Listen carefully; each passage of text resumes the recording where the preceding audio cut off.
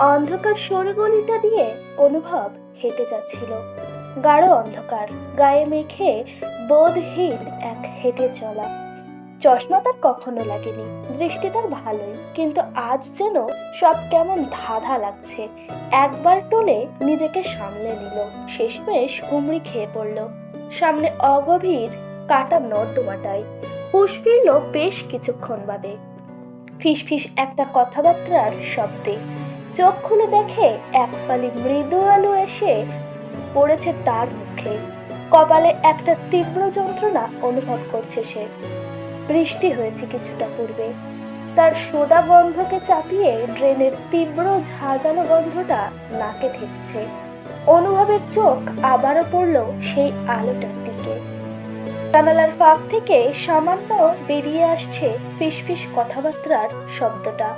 সেখান থেকেই আসছে, ঠিক বোঝা যায় না, কিন্তু মনে হয় একটি পুরুষ কণ্ঠ, অপটি কোনো নারীর। দেওয়াল ধরে কোনো মতে দাঁড়ালো অনুভব। জানালায় চোখ রাখতেই সব কেমন ধোয়া ধোয়া লাগলো। যদিও আলো আধারের ভাবটা কাটাতে সব দেখা যাচ্ছে।